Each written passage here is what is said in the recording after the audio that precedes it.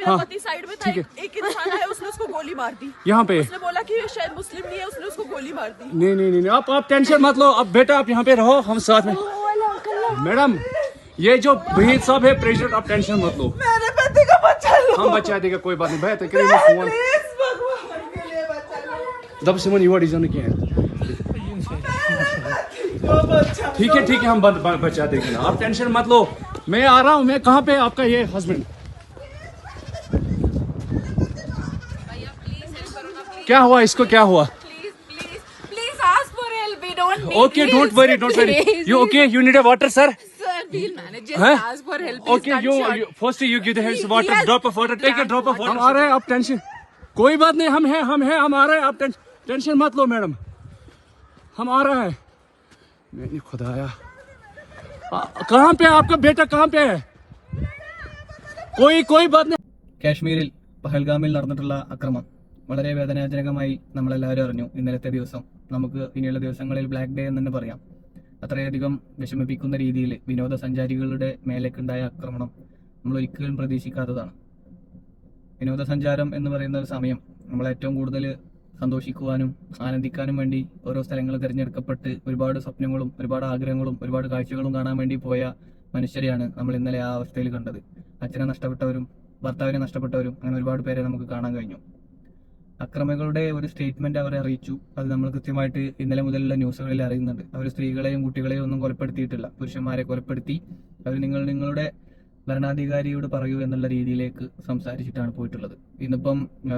ഇന്ന് ഈ സമയം 1 മണി ആയ സമയത്തേക്ക് അവർ രേഖാചിത്രങ്ങളൊക്കെ പുറപ്പെടുവിച്ചിട്ടുണ്ട്. അപ്പം എത്രയും പെട്ടെന്ന് നമ്മളുടെ സൈന്യത്തിന് അവരെ കണ്ടുപിടിക്കാനും അവരെ ഏറ്റുമുട്ടാനും എന്നുള്ള രീതിയിൽ പോകാൻ കഴിയുമെന്നുള്ളത് നമ്മളെല്ലാവരും പ്രതീക്ഷിക്കുന്നു.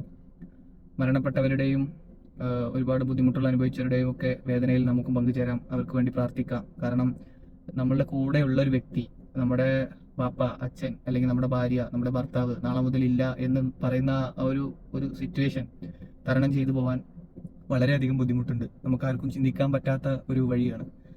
പ്രത്യേകിച്ച് കാശ്മീരിലെ ടൂറിസം വളരെയധികം നല്ല രീതിയിൽ വളർന്നു വന്നിരുന്ന ഒരു സാഹചര്യമാണ്. പലരും വെക്കേഷൻ അല്ലെങ്കിൽ ഒരു ചെറിയ സമയം കിട്ടുമ്പോൾ ഒരു 3 ദിവസത്തേക്ക്, ഒരു 5 ദിവസത്തേക്കെങ്കിലും കാശ്മീരിൽ പോയി കാണണം. ഞാനടക്കം പല ആളുകൾക്കും ആഗ്രഹങ്ങൾ ഉണ്ടായിരുന്ന ഒരു സ്ഥലമാണ്. എന്തായാലും ഉത്തരവാദിത്തം ഏറ്റെടുക്കപ്പെട്ട പല ആളുകൾ പുറത്തു വന്നെങ്കിലും നമുക്ക് നമ്മളുടെ സൈന്യത്തിനെയും നമ്മുടെ രാജ്യത്തിനെയും നമ്മുടെ സുരക്ഷയെയും വിശ്വസിച്ചുകൊണ്ട് മുന്നോട്ട് പോവാം. എത്രയും പെട്ടെന്ന് പിടിക്കും എന്ന് പ്രതീക്ഷിക്കുന്നു.